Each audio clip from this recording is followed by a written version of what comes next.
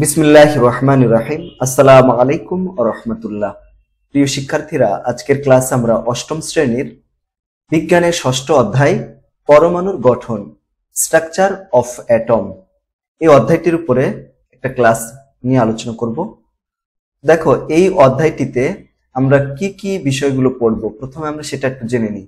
Main টপিকের ভিতরে হচ্ছে দেখো পরমাণু গঠন। প্রথমে আমরা পরমাণু গঠন এবং পরমাণু নিয়ে আলোচনা করব। তারপরে পারমাণবিক সংখ্যা, ভর সংখ্যা, এটা ব্যাখ্যা করব। আইসোটোপ সম্পর্কে আলোচনা করব, ইলেকট্রন বিন্যাস সম্পর্কে আলোচনা করব, আয়ন কিভাবে সৃষ্টি হয় সেটা সম্পর্কে আলোচনা করব বা জানবো।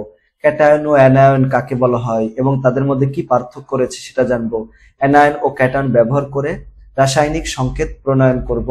আইসোটোপের ব্যবহার বর্ণনা করব। আমাদের জীবনে আইসোটোপের অবদান উপলব্ধি করা, এটা নিয়ে আলোচনা করব। তো প্রথমেই যেটা রয়েছে সেটা হচ্ছে পরমাণুর ধারণার বিকাশ ও গঠন, পার্ট 1 থেকে 3 পর্যন্ত। তোমাদের বইয়ে পার্ট 1 থেকে 3 পর্যন্ত যে বিষয়গুলো আলোচনা করতে হবে, তোমাদের বইয়ে অনেকগুলো এর ভিতরে আছে, অনেকগুলো নেই, কিন্তু থাকুক বা না থাকুক এটা তোমাকে জানতেই হবে এবং এগুলো পরীক্ষায়ও আসবে। এবং যখন তোমরা 9-10-এ পড়বা তখন তো তোমাদের এই বিষয়গুলো জানতে হবে, মানে 100-তে 100% জানতেই হবে, ঠিক আছে? আমরা যখন পরমাণু নিয়ে আলোচনা করব, তো পরমাণু জানতে হলে তো আমাদের প্রথমে তো পদার্থ সম্পর্কে জানতে হবে। পদার্থ দুই রকমের, মৌলিক পদার্থ, যৌগিক পদার্থ। এই সমস্ত বিষয় সম্পর্কে না জানলে তো আমরা পরমাণু ধারণার ব্যাখ্যা করতে পারবো না, তাই না?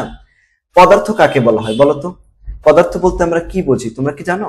পদার্থ হতে হলে তার 3টা বৈশিষ্ট্য কমপক্ষে থাকতেই হবে। দেখো, পদার্থ হতে হলে পদার্থর কি কি থাকে জানো? পদার্থ হতে হলে তার 3টা বৈশিষ্ট্য থাকবে। যেমন পদার্থের ভর থাকে, তারপরে জায়গা দখল করে। কি করে বলতো? জায়গা দখল। আর আরেকটা বৈশিষ্ট্য হচ্ছে বল প্রয়োগে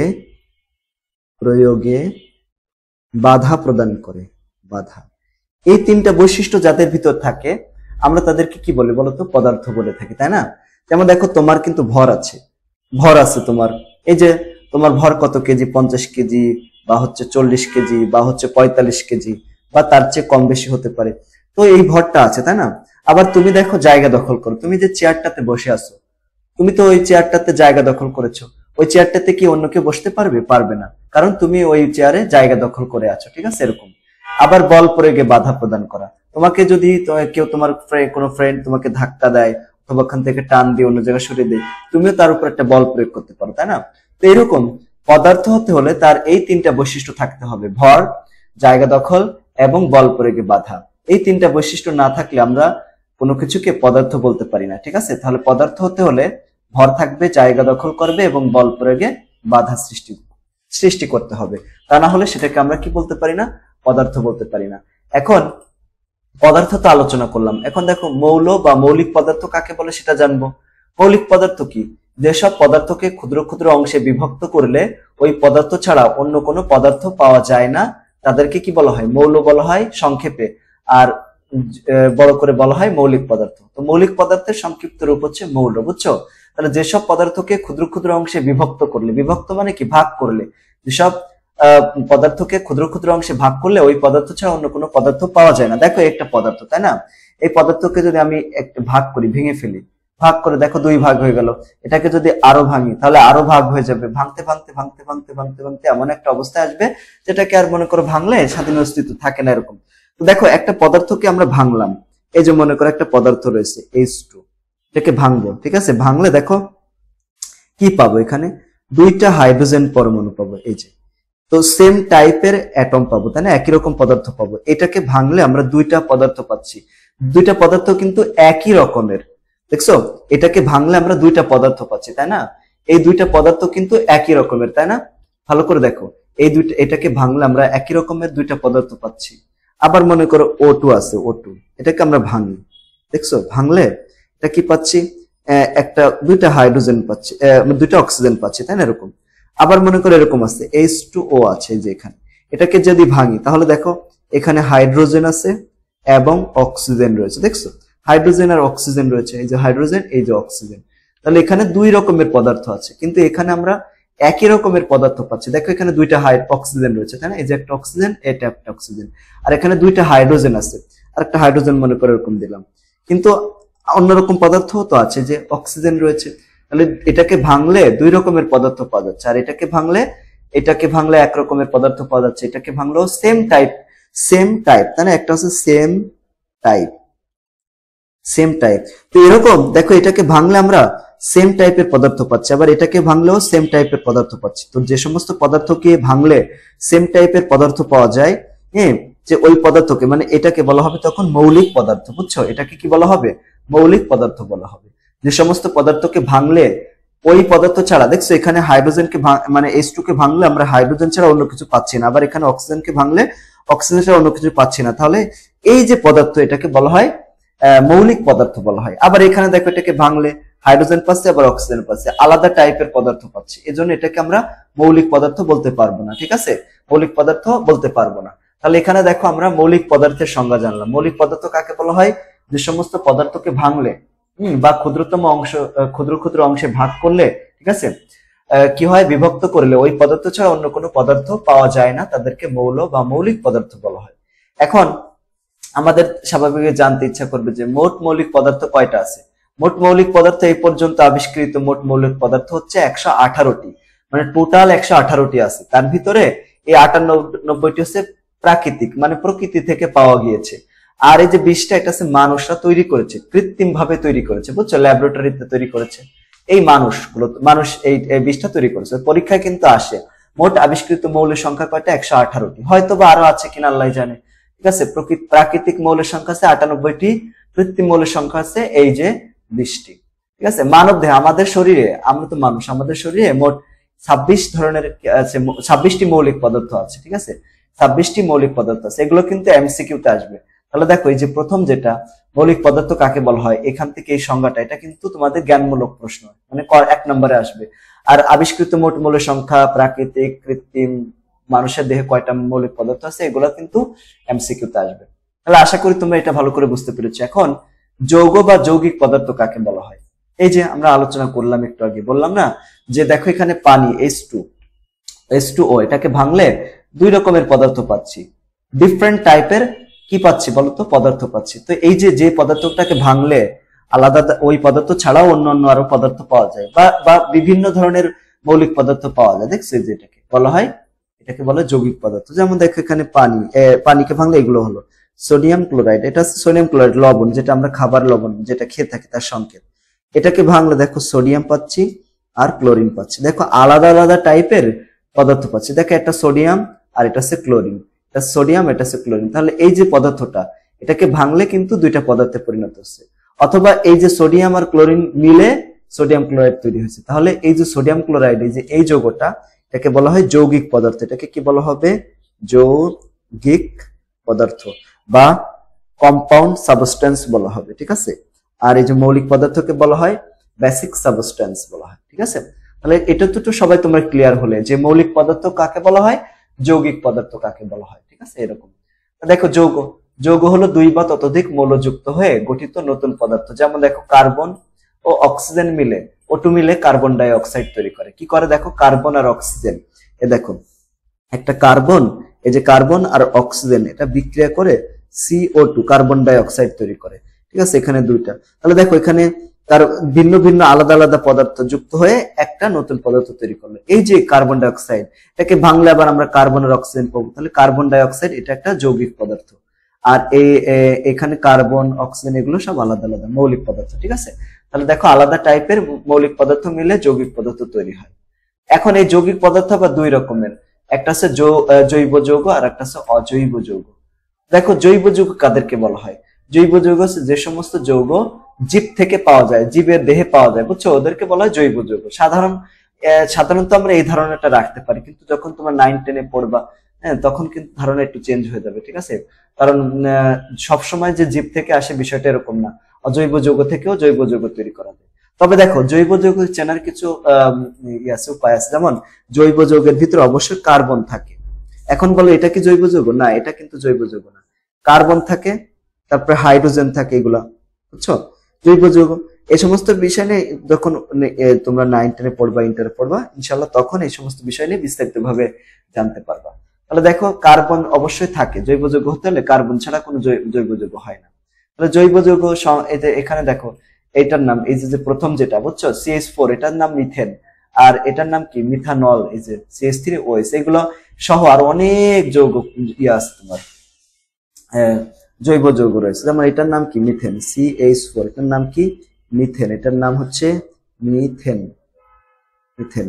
আবার এখানে CH3OH, এই জিনিসটার নাম হচ্ছে মিথানল, এটার নাম কি বলতো মিথানল।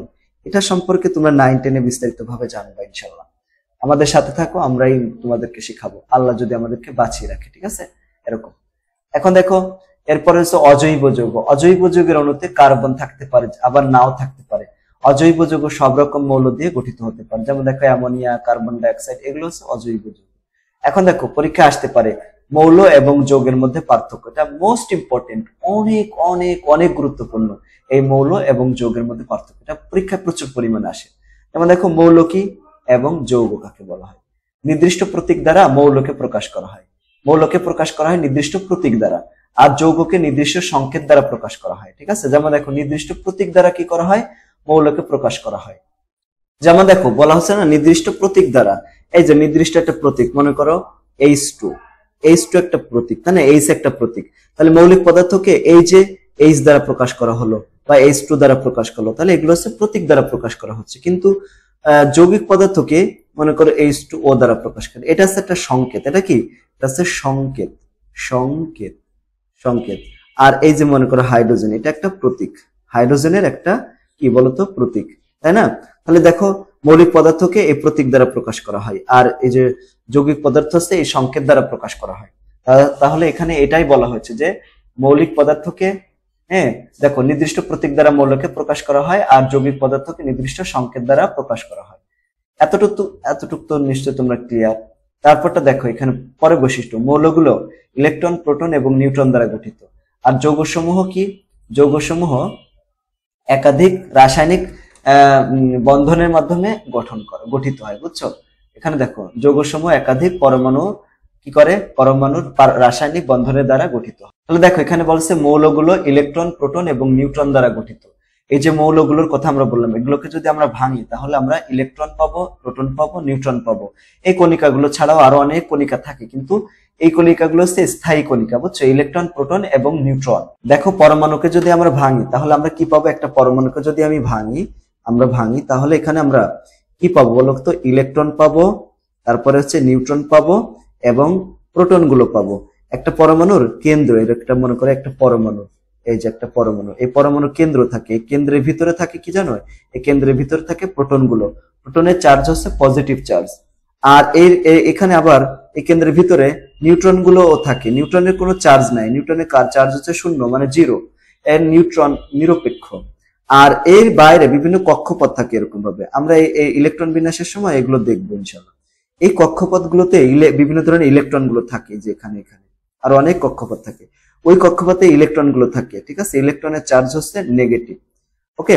তাহলে যে এই পরমাণুকে যদি আমরা ভাঙি তাহলে দেখো এই প্রোটন পাবো, নিউট্রন পাবো এবং ইলেকট্রন গুলো পাবো, ঠিক না। এটাই এখানে বলা আছে যে পরমাণুকে ভাঙলে ইলেকট্রন, প্রোটন এবং নিউট্রন পাওয়া যায়। কিন্তু এখানে দেখো যৌগসমূহ একাধিক পরমাণু রাসায়নিক বন্ধনের দ্বারা গঠিত হয়। যৌগসমূহ মনে করো একটু আগে আমরা যেটা দেখলাম একটা বিক্রিয়া, তাই না, যেরকম কার্বন আর অক্সিজেন, এরা বিক্রিয়া করে কার্বন ডাই অক্সাইড তৈরি করলো। এরা কিন্তু রাসায়নিক বিক্রিয়া করে তারপরে কার্বন ডাই অক্সাইড গঠন করে। আমরা পরবর্তী অধ্যায়ে, 8ম অধ্যায় বা অন্যান্য অধ্যায় যেগুলো আছে এগুলো আমরা আলোচনা করবো, ওখানে রাসায়নিক বিক্রিয়া, ঠিক আছে। তাহলে দেখো এটা হচ্ছে কার্বন আর অক্সিজেন মিলে কার্বন ডাই অক্সাইড তৈরি করলো, ঠিক আছে না। এই যে যৌগটা গঠন করলো এটা হচ্ছে যৌগিক পদার্থ গঠন হলো। আর এখানে তো এটাকে ভাঙলে তো ইলেকট্রন, প্রোটন এবং নিউট্রন ছাড়া আমরা নিউট্রন পাবো আর কি, বুঝছো, এগুলো তাই বলা আছে এখানে। আবার পর্যায় সারণী নির্দিষ্ট স্থানে মৌলসমূহকে অবস্থান করে, যৌগের ক্ষেত্রে এরকম নাই। দেখো এই যে সব 118টা মৌল আমরা বললাম একটু আগে যে আবিষ্কৃত মোট মৌলের সংখ্যা হচ্ছে 118টা। এই 118টা মৌল কিন্তু একটা সারণীতে স্থান দেওয়া হয়েছে, এই সারণীটাকে পর্যায় সারণী বলা হয়, বুঝছো। কিন্তু যৌগের ক্ষেত্রে এরকম কোনো সারণী নাই। মৌলের ক্ষুদ্রতম কণা হিসেবে পরমাণু সমূহে রাসায়নিক বিক্রিয়ায় অংশগ্রহণ করে। মানে দেখো রাসায়নিক বিক্রিয়ায় যখন অংশগ্রহণ করে, এই যে রাসায়নিক একটা বিক্রিয়া তোমাদের দেখালাম, এই যে রাসায়নিক বিক্রিয়াটা তোমাদেরকে দেখালাম, যে দেখছো এই যে একটা কি বলতো, একটা কার্বন, আবার এটা একটা অক্সিজেন, এরা কিন্তু সরাসরি রাসায়নিক বিক্রিয়ায় অংশগ্রহণ করেছে, কিন্তু এই কার্বন ডাই অক্সাইড কারোর সাথে সরাসরি বিক্রিয়ায় অংশগ্রহণ করতে পারবে না। এটাকে যদি কারোর সাথে বিক্রিয়া করতে হয়, আবার রাসায়নিক বিক্রিয়ায় অংশগ্রহণ করতে হয়, প্রথমে এই বন্ধনটাকে ভাঙতে হবে, ভেঙে তা কার্বন অক্সিজেন পরিণত হওয়ার পরে তারপরে বিক্রিয়া করতে পারে। তাই এখানে বলছে কি, যে দেখো এই যে পরমাণু সমূহ ক্ষুদ্রতম কণা হিসেবে পরমাণু সমূহ রাসায়নিক বিক্রিয়ায় সরাসরি অংশগ্রহণ করতে পারে, কিন্তু যৌগসমূহ রাসায়নিক বিক্রিয়ায় অংশগ্রহণ করতে পারে না। এখন দেখো মোস্ট ইম্পর্টেন্ট যেটা হচ্ছে পরমাণু কাকে বলা হয়, পরমাণু সম্পর্কে জানবো। তো মৌলিক পদার্থের ক্ষুদ্রতম কণাকে পরমাণু বলা হয়, যা ওই পদার্থের বৈশিষ্ট্য রক্ষা করে, যাকে বিশ্লেষিত করলে বা বিশ্লেষণ করলে আরো ক্ষুদ্রতম কণা ইলেকট্রন, প্রোটন এবং নিউট্রন পাওয়া যাবে। একটা বিষয় একটু দেখো, আমরা একটু আগেও আলোচনা করেছি, এটা এরকম ভাবে দেখো, এখানে আছে H2, তাই না? H2টা কি একটা মৌলিক পদার্থ না? এটাকে ভাঙলে আমরা কি পেয়েছিলাম? এটাকে ভাঙলে আমরা হাইড্রোজেন পেয়েছিলাম। এই যে হাইড্রোজেন পেলাম, এটা একটা কি পরমাণু, এটাও একটা পরমাণু। তাহলে মৌলিক পদার্থকে ভাঙলে যে ক্ষুদ্রতম কণা পাওয়া যায় ওটাকেই বলা হয় পরমাণু। আবার দেখো এই যে অক্সিজেন O2, এটাকে যদি আমরা ভাঙি তাহলে এটা কি হবে, এই যে O আর O, এগুলোকে বলা হয় পরমাণু বলা হয়। ঠিক আছে, এটা একটা হাইড্রোজেন পরমাণু, অক্সিজেন পরমাণু, এটা একটা অক্সিজেন পরমাণু, এটা হাইড্রোজেন পরমাণু, এটা একটা হাইড্রোজেন পরমাণু। ঠিক আছে না? এগুলো হচ্ছে কি পরমাণু। মৌলিক পদার্থকে ভাঙলে যে ক্ষুদ্রতম অংশ পাওয়া যায় এটাকে পরমাণু বলা হয়। আবার অণুর সংজ্ঞা কাকে বলা হয়? দেখো অণু কাকে বলা হয়, দেখো অণু কাকে বলা হয়?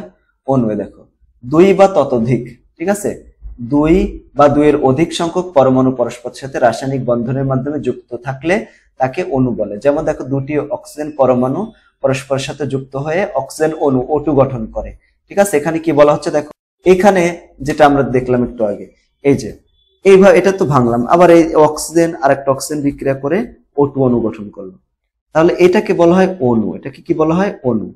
মানে অণুকে ভাঙলে আমরা পরমাণু পাচ্ছি, আবার পরমাণু পরস্পরের সাথে যুক্ত হয়ে অণু গঠন করতেছে। এগুলো সবগুলো হচ্ছে পরমাণু, এক একটা পরমাণু, পরমাণু। আর এটাকে কি বলা হয়? এটাকে বলা হয় অণু।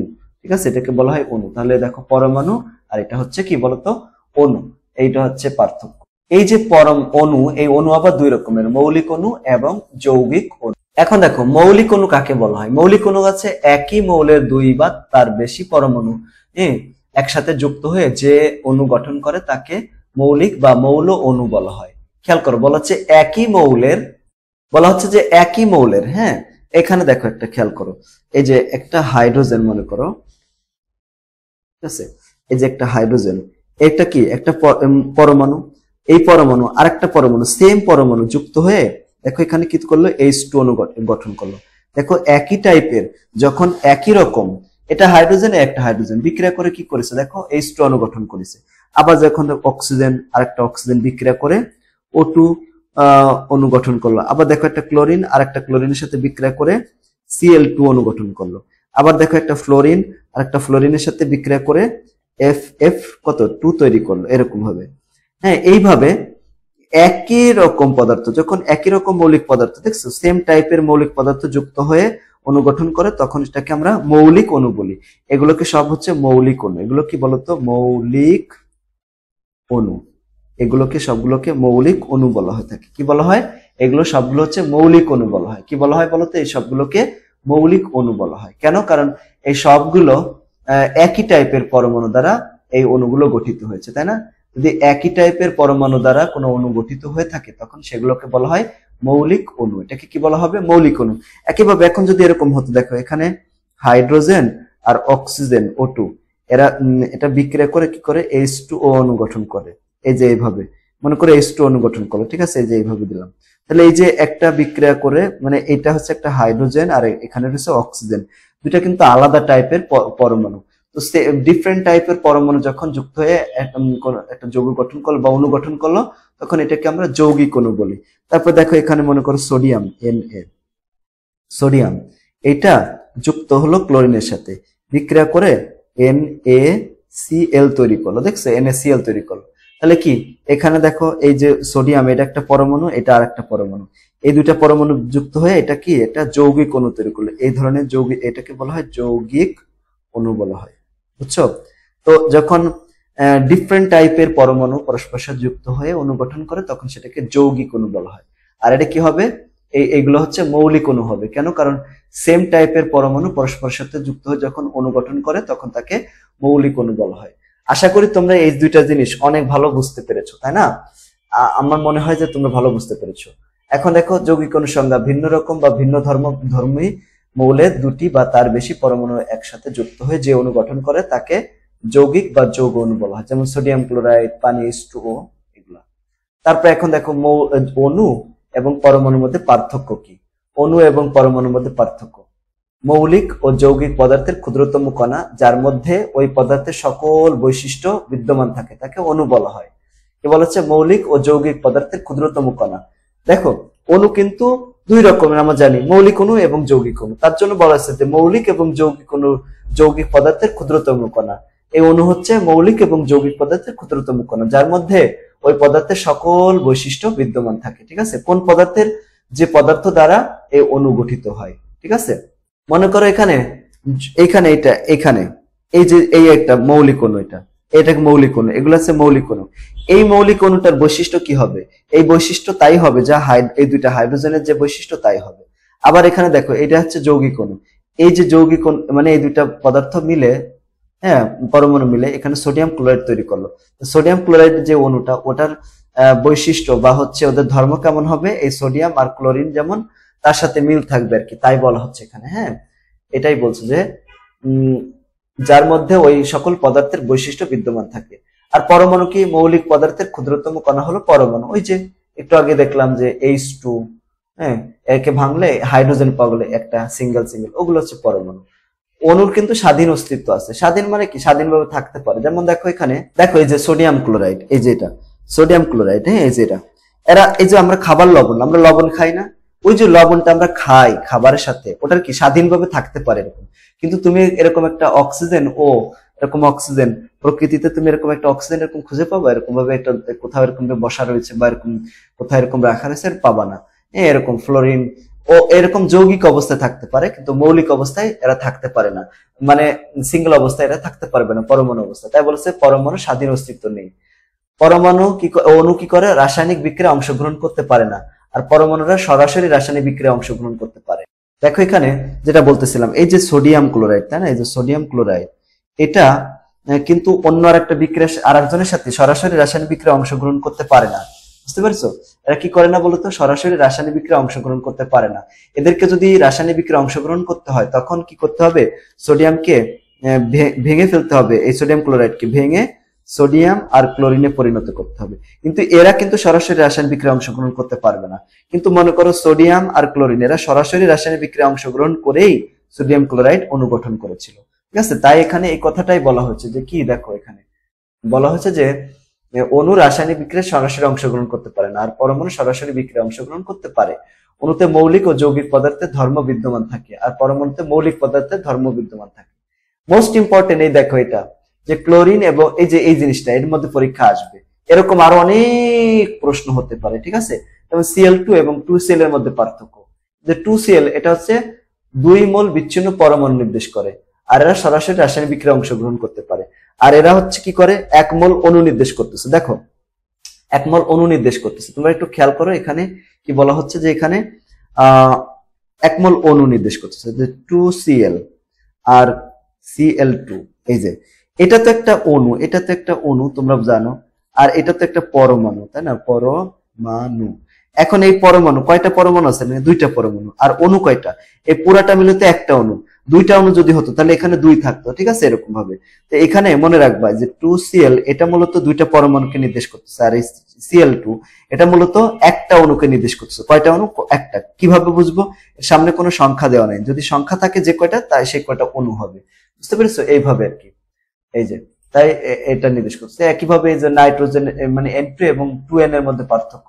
N2 হচ্ছে 2 মোল বিচ্ছিন্ন পরমাণু নির্দেশ করে, আর একই উত্তর, সবকিছু একই উত্তর। 1 মোল অণু নির্দেশ করে। এরা রাসায়নিক বিক্রিয়ায় সরাসরি অংশগ্রহণ করে, আর এরা রাসায়নিক বিক্রিয়ায় সরাসরি কি করে না? অংশগ্রহণ করতে পারে না। এরকম হাজার হাজার প্রশ্ন হতে পারে, তো যেটাই আসুক না কেন উত্তর কিন্তু সেম হবে। এরপর দেখো আমাদের যেটা জানতে হবে সেটা হচ্ছে পরমাণু ধারণার বিকাশ। মানে বিভিন্ন সময়ে বিভিন্ন বিজ্ঞানীরা ঠিক আছে, পরমাণু সম্পর্কে বিভিন্ন ধরনের ধারণা পোষণ করেছে। যেমন আমরা যতদূর জানতে পারি আমাদের বইয়ের আলোকে ডেমোক্রিটাস এর মতবাদ সম্পর্কে জানবো। এই যে যে যাকে দেখতে পাচ্ছ তোমাদের দাদু, ইনি হচ্ছেন ডেমোক্রিটাস। ইনি গ্রিক দার্শনিক ছিলেন, ইনি ছিলেন গ্রিক দার্শনিক। তিনি খ্রিস্টপূর্ব, আচ্ছা খ্রিস্টপূর্ব মানে কি জানো? এখন কত 2025 সাল 26 সাল এরকম না? এখন এই যে 2026 সাল 25 সাল 27 সাল 28 সাল এইগুলা, এটা শুরু হওয়ার আগে তারও 400 বছর আগে এটাকে বলা হয় খ্রিস্টপূর্ব। ওই 400 বছর আগে মানে এই যে যে সালটা গণনা শুরু হয়েছে এরও 400 বছর আগে সর্বপ্রথম পদার্থের ক্ষুদ্রতম কণা সম্পর্কে মতবাদ দেন বা হচ্ছে ধারণা পোষণ করেন হচ্ছে এই ডেমোক্রিটাস। তাহলে দেখছো, এটা গল্পের মতো করে মনে রাখবা। হ্যাঁ, গ্রিক দার্শনিক, তিনি ছিলেন একজন গ্রিক দেশের অধিবাসী। ঠিক আছে, গ্রিক দার্শনিক ছিলেন। তিনি খ্রিস্টপূর্ব 400 অব্দে সর্বপ্রথম পদার্থের ক্ষুদ্রতম কণা নিয়ে মতবাদ পোষণ করেন। সকল পদার্থই ক্ষুদ্র ক্ষুদ্র অবিভাজ্য, যা আর ভাঙা যায় না, এরকম কণা দ্বারা গঠিত। মানে তিনি বলেন কি যে এই যে পরমাণুগুলো, তিনি বলেন যে এই পরমাণুগুলো হচ্ছে অবিভাজ্য, এই পরমাণুকে আর ভাঙা যায় না। তো তিনি এই পরমাণুর নাম দেন কি বলতো? অ্যাটম। অ্যাটমের বাংলা মানে হচ্ছে পরমাণু, বুঝছো? তিনি মূলত এই বাংলা তিনি এই যে অ্যাটম নামটা তিনি দিয়েছিলেন। তো এই অ্যাটম, তিনি যেহেতু গ্রিক দার্শনিক, তাহলে এই যে অ্যাটম শব্দটা তিনি গ্রিক থেকে নিয়েছিলেন। গ্রিক শব্দ অটোমাস, মানে অ্যাটোমাস। ঠিক আছে, যে অ্যাটম, অ্যাটোমাস থেকে এসেছে, যার অর্থ হচ্ছে অবিভাজ্য। তাহলে দেখো, এটা কিন্তু গল্পের মতো করে তোমরা মনে রাখবে। হ্যাঁ, এটা গল্পের মতো করে মনে রাখবে। ডেমোক্রিটাস তিনি একজন গ্রিক দার্শনিক ছিলেন, আর তিনি খ্রিস্টপূর্ব 400 অব্দে মানে এই যে সাল গণনারও 400 বছর আগে তিনি সর্বপ্রথম পদার্থের ক্ষুদ্রতম কণা অর্থাৎ পরমাণুর নাম মানে ধারণা দিয়েছিলেন আমাদেরকে বা মানুষদেরকে। তো ওইটা তিনি আবিষ্কার করেছিলেন প্রায় 400 বছর আগে, মানে খ্রিস্টপূর্ব 400 বছর। ঠিক আছে, এরকম মানে এই সাল গণনারও 400 বছর আগে। তো তিনি এটার নাম দিয়েছিলেন অ্যাটম। অ্যাটম শব্দটা হচ্ছে গ্রিক শব্দ অটোমাস থেকে এসেছে, যার অর্থ হচ্ছে অবিভাজ্য। এগুলো কিন্তু পরীক্ষায় আসবে, পরীক্ষায় মনে করে এমসিকিউতে আসবে। ডেমোক্রিটাস পরমাণুর নাম কি দিয়েছিলেন? অ্যাটম দিয়েছিলেন। তো এই অ্যাটম শব্দটা কোন শব্দ থেকে এসেছে? অ্যাটোমাস থেকে, যার অর্থ হচ্ছে অবিভাজ্য। ঠিক আছে, এরকম। তারপর দেখো, বিজ্ঞানী ওই একই সময়, বুঝছো, আরো দুইজন বিজ্ঞানী ছিল, প্লেটো এবং অ্যারিস্টটল। তারাও দার্শনিকও ছিলেন, বিজ্ঞানীও ছিলেন। এই যে দেখো ছবি দেখতে পাচ্ছ, ইনি হচ্ছেন অ্যারিস্টটল, আর তার নিচে যাকে দেখতে পাচ্ছ তিনি হচ্ছে প্লেটো। এই অ্যারিস্টটল এবং প্লেটো ওরাও কিন্তু ওই সময়ের বিজ্ঞানী, মানে ওই সমসাময়িক। ডেমোক্রিটাস যখন ধারণাগুলো দিয়েছিলেন, তো ওর মানে আশেপাশের সালে বা হচ্ছে এরকম হালকা একটু কম বেশি সময়ে তারা ধারণা দিয়েছিলেন। তারা বলেছিলেন কি, ডেমোক্রিটাসের সাথে তারা দ্বিমত পোষণ করেছিলেন। ডেমোক্রিটাস কি বলেছিল দেখো, এই যে ডেমোক্রিটাস দাদু বলেছিল না যে সকল পদার্থ অবিভাজ্য ক্ষুদ্র ক্ষুদ্র কণা দ্বারা গঠিত, মানে তিনি বলেছিলেন যে অ্যাটম গুলোকে আর ভাগ করা যায় না, অ্যাটম হচ্ছে অবিভাজ্য, অ্যাটম হচ্ছে অবিভাজ্য, অ্যাটম হচ্ছে অবিভাজ্য। এই কথা বলেছিলেন হচ্ছে ডেমোক্রিটাস।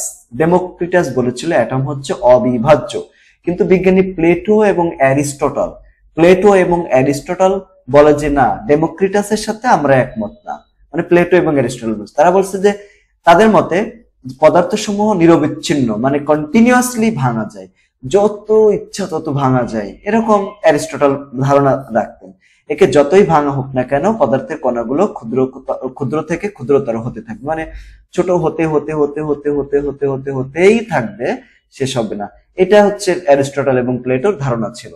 তাহলে দেখছো, এটা হচ্ছে ডেমোক্রিটাস আর এর মধ্যে পার্থক্য।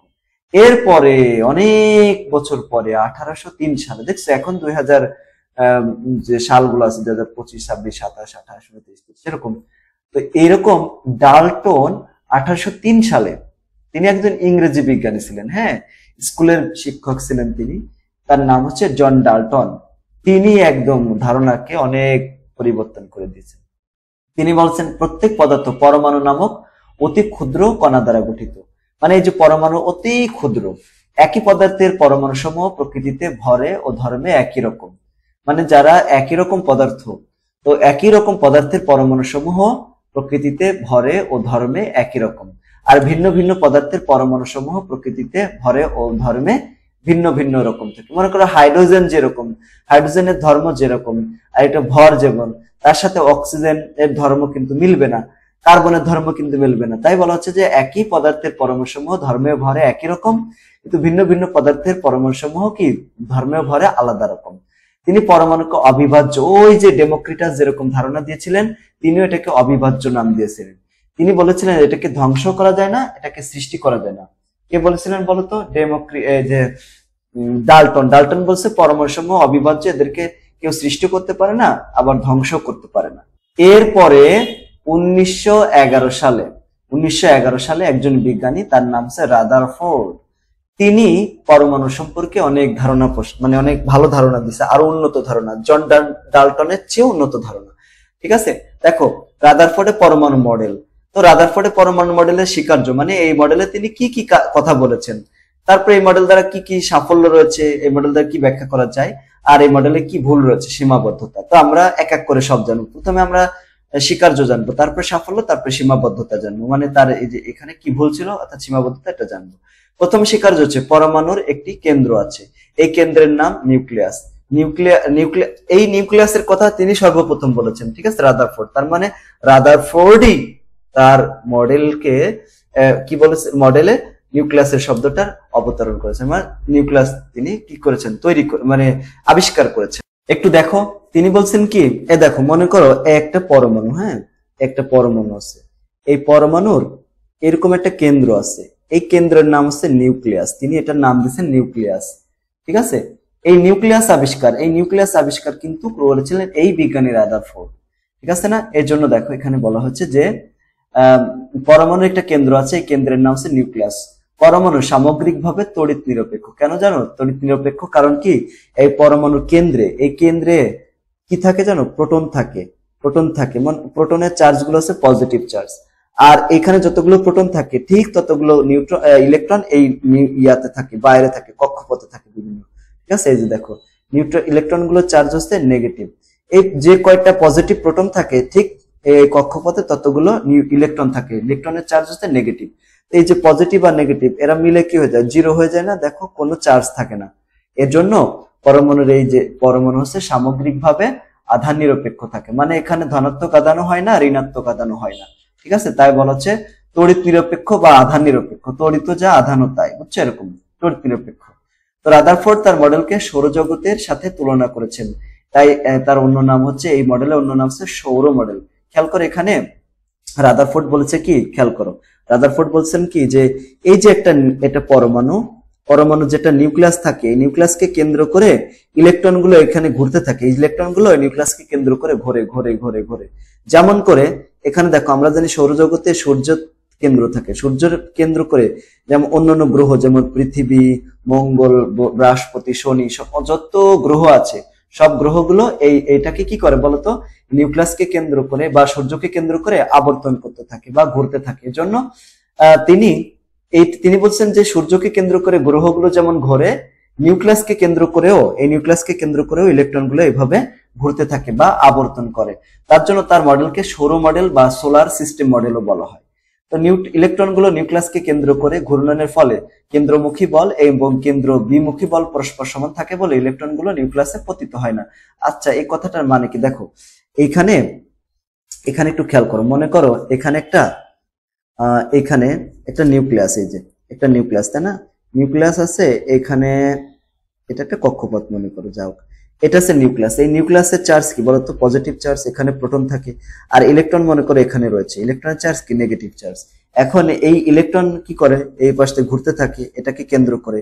তো যদি ঘুরতে থাকে তাহলে এই ইলেকট্রন গুলোকে নিউক্লিয়াস কি করে, তার কেন্দ্রের দিকে একটা বলে টান দেয়। ঠিক আছে, এই কেন্দ্র দিকে যে বলে টান দিলে এটাকে কেন্দ্রমুখী বল বলা হয়, কেন্দ্রমুখী বল বলে। ঠিক আছে, কেন্দ্রমুখী বল বলে, এই যে কেন্দ্রের দিকে যে টান দেয় এটাকে কেন্দ্রমুখী বল বলা হয়। আবার এখানে যে পজিটিভ চার্জ গুলো থাকে, হ্যাঁ, এটাকে বাইরেতে যে নিউক্লিয়াস থাকে, এই নিউক্লিয়াসও এটাকে বাইরের দিকে একটা টান দেয়, কি যে মানে নিউক্লিয়াস বলে কি ইলেকট্রনকে যে কেন্দ্রে চলে আয় তুই, মানে এটাকে প্লাস আর মাইনাস, এটা প্লাস আর এটা মাইনাস, এই জন্য এটাকে টান দিয়ে ভিতরে নিতে চায়। কিন্তু ইলেকট্রনও বলে যে না, আমি ওইদিকে যাবো না, তুমি বরং আমার দিকে আসো। দেখছো, এই যেটা মানে এটাও নিউক্লিয়াসকে কি করে, এই যে ইলেকট্রন গুলো নিউক্লিয়াসকে বাইরের দিকে একটা বলে টান দেয়, এটাকে কেন্দ্র বিমুখী বল বলা হয়, বিমুখী বল বলে। এই কেন্দ্রমুখী বল আর কেন্দ্র বিমুখী বল মানে এটাকে ভিতরের দিকে যে বলে টানে আর ইলেকট্রন ও নিউক্লিয়াসকে বাইরের দিকে সেই বলে টানে, তাহলে এটা সমান হয়ে যায়। কেন্দ্রমুখী বল মানে কেন্দ্রের দিকে, আর কেন্দ্র বিমুখী মানে বিপরীত, মানে কেন্দ্রের বাইরের দিকে, কেন্দ্র থেকে বাইরের দিকে। এই দুইটা বল পরস্পর সমান থাকে, বুঝছো? তো সমান হওয়ার কারণে কি হয় বলতো, এই যে নিউক্লিয়াসের ভিতরে প্রোটন গুলো এসে পড়তে পারে না, আবার নিউক্লিয়াসও বাইরে চলে যেতে পারে না, ঠিক আছে না? এই কথাই এখানে বলা হচ্ছে যে দেখো ইলেকট্রন গুলো নিউক্লিয়াসকে কেন্দ্র করে ঘূর্ণনের ফলে কেন্দ্রমুখী বল এবং কেন্দ্র বিমুখী বল পরস্পর সমান থাকে বলে ইলেকট্রন গুলো নিউক্লিয়াসে পতিত হয় না। আবার এখানে আমরা কি সাফল্য পেলাম, দেখো এখানে নিউক্লিয়াসের ধারণা সম্পর্কে জানা যায়। যে এই সাফল্য হচ্ছে রাদারফোর্ড কি করেছিলেন, নিউক্লিয়াস আবিষ্কার করেছিলেন। এই যে নিউক্লিয়াস, তিনি যে নিউক্লিয়াস আবিষ্কার করেন, এই যে নিউক্লিয়াস আবিষ্কার রাদারফোর্ডই করেছিলেন, বুঝছো? তাহলে এটা তার একটা সাফল্য। তারপর দেখো এখানে প্রোটন সংখ্যা এবং নিউট্রন সংখ্যা সমান তা জানা যায়। দেখো এখানে যে কয়টা প্রোটন থাকে, ঠিক আছে, কেন্দ্রের ভিতরে, হ্যাঁ, এই যে কেন্দ্রের ভিতরে প্রোটন থাকে এবং প্রোটন থাকে, তারপরে নিউট্রন থাকে, এই সমস্ত সম্পর্কে ধারণা পাওয়া যায়। তিনি দিয়েছিলেন ধারণা। তারপরে প্রোটন সংখ্যা, ইলেকট্রন সংখ্যার এর আধান সম্পর্কে জানা যায়, প্রোটনের আধান ধনাত্মক ঋণাত্মক এগুলো জানা যায়। পরমাণু সামগ্রিক আধান শূন্য।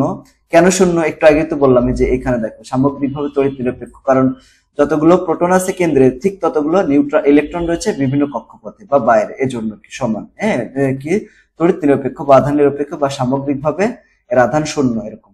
এখন সীমাবদ্ধতা কি আছে, মানে কি কি ভুল রয়েছে?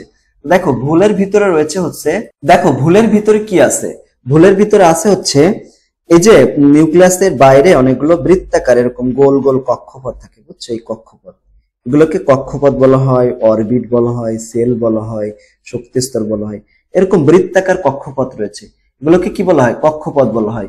তো রাদারফোর্ড কিন্তু এই কক্ষপথ সম্পর্কে কোনো ধারণা দিতে পারেন নাই, তাই বলা হচ্ছে যে কক্ষপথের আকার ও আকৃতি সম্পর্কে বা সম্বন্ধে কোনো ধারণা দিতে পারেন নাই রাদারফোর্ড। তারপরে চার্জহীন বস্তুর সাথে চার্জযুক্ত বস্তু তিনি তুলনা করেছেন, যেটা সঠিক হয় না। এটা তোমরা হয়তো বা বুঝতে পারো না। দেখো আমি একটু বোঝাই দিই। ইনি বলছিলেন না যে নিউক্লিয়াসকে কেন্দ্র করে ইলেকট্রন গুলো ঘুরে, তেমন ভাবে ঘোরে যেমন ভাবে সূর্যকে কেন্দ্র করে অন্যান্য গ্রহগুলো আবর্তন করে। তো এখন এই যে সূর্য, এখানে মনে করো সূর্য, এই সূর্যটা, এই সূর্য, আর মনে করো এখানে বাইরে রয়েছে একটা গ্রহ পৃথিবী, মনে করো পৃথিবী। এই যে সূর্য এবং পৃথিবী, ঠিক আছে, এরা কিন্তু চার্জ নিরপেক্ষ। এই যে পৃথিবীও চার্জ নিরপেক্ষ, এর কোনো চার্জ নাই, এই সূর্যেরও কোনো চার্জ নাই। এখন এই পৃথিবী সূর্যকে এভাবে আবর্তন করে, কারণ এরও চার্জ নাই, এরও চার্জ নাই, কিন্তু এর তো চার্জ ঋণাত্মক আছে আর এর আবার চার্জ পজিটিভ রয়েছে। এই যে একটা চার্জযুক্ত বস্তুর সাথে, এটা চার্জহীন, কিন্তু চার্জহীন বস্তুর সাথে তিনি চার্জযুক্ত বস্তু তুলনা করেছেন, এটা তো তার ঘোরতর অপরাধ হয়ে গেছে, তাই না? এরকম। তারপর দেখো ম্যাক্সওয়েলের তত্ত্ব অনুসারে রাদারফোর্ডের পরমাণু মডেল সঠিক হয় না।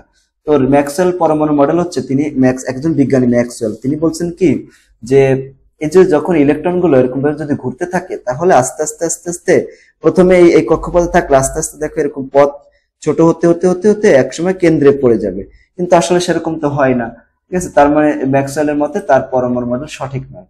পরমাণুতে বিভিন্ন ধরনের বর্ণালী তৈরি হয়, মানে বিভিন্ন ধরনের রেখা তৈরি হয়, এটার ব্যাখ্যা তিনি দিতে পারেন না রাদারফোর্ড। এই দেখো এটা আছে রাদারফোর্ডের পরমাণু মডেলের ছবি, বুঝছো? এটা হচ্ছে ছবি। পরীক্ষায় কতগুলো প্রশ্ন হতে পারে, যেমন রাদারফোর্ড পরমাণু মডেলকে সোলার মডেল বলা হয় কেন? দেখো একটু আগেও কিন্তু আমরা আলোচনা করেছি যে রাদারফোর্ড তার মডেলটি উপস্থাপনের সময় বলেন যে ইলেকট্রন নিউক্লিয়াসের চারপাশে বৃত্তাকার পথে আবর্তন করে, ঠিক যেমন সূর্যকে কেন্দ্র করে আমাদের সৌরজগতের সকল গ্রহ প্রদক্ষিণ করে। তো সৌরজগতের সাথে মিল রেখে মডেলটি দেওয়ার কারণে একে সোলার মডেল বলা হয় বা সৌর মডেল বলা হয়, ঠিক আছে, বা সোলার সিস্টেম মডেল বলা হয়। এরপর রাদারফোর্ড পরমাণু মডেলকে নিউক্লিয়ার মডেল কেন বলা হয়? কারণ এই যে এখানে দেখো নিউক্লিয়াসের ধারণা তিনি সর্বপ্রথম কিন্তু দিয়েছিলেন, বুঝছো? তিনি নিউক্লিয়াসকে আবিষ্কার করেছেন। এই জন্য রাদারফোর্ডের মতে পরমাণু একটা কেন্দ্র আছে, এই কেন্দ্রের নাম নিউক্লিয়াস। পরমাণুর সমস্ত ভর এবং ধনাত্মক চার্জ নিউক্লিয়াসে কেন্দ্রীভূত রয়েছে।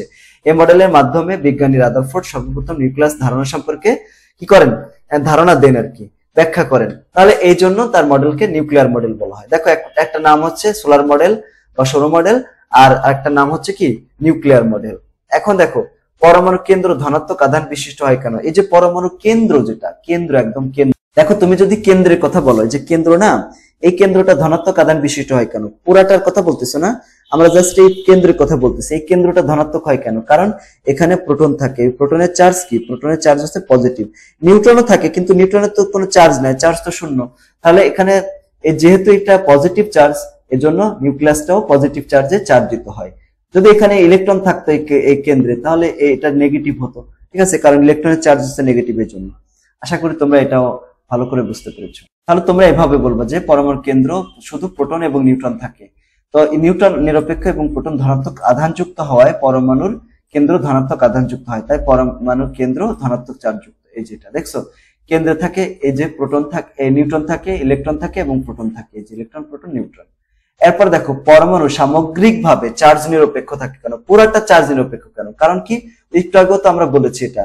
কেন বলতো? এই যে যতগুলো কেন্দ্রে, এখানে যে কেন্দ্রে যতগুলো প্রোটন থাকে, এখানে মনে করো যদি একটা প্রোটন থাকে, তাহলে বাইরে একটা ইলেকট্রন থাকে। তো এই একটা প্রোটনের চার্জ কি? +1, আর এটা হচ্ছে -1, +1 আর -1। এটা ইয়া করলে কত হয়? 0 হয়ে যায়। এর জন্য যতগুলো কেন্দ্রে যতগুলো প্রোটন আছে, বাইরে ততগুলো নিউট্রন ইলেকট্রন থাকে, এর জন্য এর চার্জ নিরপেক্ষ হয়। দেখো পরমাণু হচ্ছে আধান নিরপেক্ষ বা চার্জ নিরপেক্ষ, কেননা পরমাণুতে যে কয়টি প্রোটন থাকে ঠিক সে কয়টি ইলেকট্রন থাকে। তো প্রোটন ধনাত্মক আধান বিশিষ্ট আর ইলেকট্রন হচ্ছে কি? ঋণাত্মক আধান বিশিষ্ট, যার ফলে পরমাণুর সামগ্রিক চার্জ শূন্য হয়, অর্থাৎ চার্জ নিরপেক্ষ হয়ে যায়, ঠিক আছে। এরপর দেখো পরমাণুর অবিভাজ্য নয়, এটা ব্যাখ্যা, মানে এটা ব্যাখ্যা করবো আমরা। এই যে যতটুকু আলোচনা করলাম, এখান থেকে এটা বলা যায় কিনা দেখো, পরমাণুর ইলেকট্রন, প্রোটন এবং নিউট্রনের সমন্বয়ে গঠিত, তাই না? তাতে ভাগ করা যায়। পরমাণু কেন্দ্র রয়েছে, তার নাম নিউক্লিয়াস। তো পরমাণু ধনাত্মক আধানযুক্ত প্রোটন এবং আধান নিরপেক্ষ নিউট্রন রয়েছে। পরমাণু ভরের প্রায় পুরোটাই নিউক্লিয়াসে থাকে। ঋণাত্মক আধানযুক্ত ইলেকট্রন নিউক্লিয়াসকে কেন্দ্র করে নির্দিষ্ট কক্ষপথে কি করে? ঘুরতে থাকে।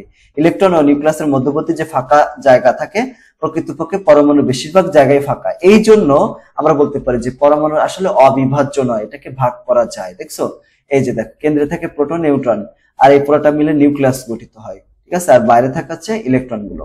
এর জন্য আমরা বলতে পারি যে এরা আসলে মূলত পরমাণু অবিভাজ্য নয়। ওকে, এখন পরমাণু নিউক্লিয়াস বলতে কি বোঝায়? এই যে পরমাণু কেন্দ্রে যে অবস্থানে মৌলিক কণিকা, প্রোটন এবং নিউট্রন একত্রে আবদ্ধ রাখে, তাকে পরমাণু কি বলা হয়? নিউক্লিয়াস বলা হয়। মানে যে জায়গার ভিতরে ইলেকট্রন থাকে, মানে পরমাণু যে জায়গাতে ইলেকট্রন এবং প্রোটন গুলো থাকে, অবস্থান করে, ওই স্থানটাকে বলা হয় নিউক্লিয়াস বলা হয়। আশা করি তোমরা এটা ভালো করে বুঝতে পেরেছো। আলহামদুলিল্লাহ, আজকে আমরা অনেক বিষয়ে আলোচনা করেছি, গুরুত্বপূর্ণ বিষয়গুলো নিয়ে। পরবর্তী ক্লাসে আমরা পার্ট 4 থেকে 6 পর্যন্ত, অর্থাৎ পারমাণবিক সংখ্যা, ভর সংখ্যা, আইসোটোপ বিষয়গুলো নিয়ে আলোচনা করব। আজকের ক্লাসটা তোমার কাছে কেমন লেগেছে এটা কমেন্ট করে জানাই দিবা। আর যদি ভালো লাগে তাহলে মন খুলে আল্লাহর কাছে আমাদের জন্য দোয়া করো, যাতে আমাদের চ্যানেলটা অনেক অনেক অনেক বড় হয়, পুরো বাংলাদেশের সবাই আমাদের ক্লাসগুলো করে উপকৃত হতে পারে। মানে ছাত্ররা যারা রয়েছে, স্টুডেন্ট যারা রয়েছে, ঠিক আছে, তাদের কথা বলছি। সর্বোপরি তোমরা নামাজ কালাম, রোজা, মানে সিয়াম সবকিছু ঠিকঠাক করে পালন করবা। পারিবারিক কাজে অবশ্যই পিতামাতাকে বা পরিবারে যারা রয়েছে তাদেরকে সাহায্য সহযোগিতা করবা। পিতামাতার সাথে ভালো ব্যবহার করবা, ঠিক আছে।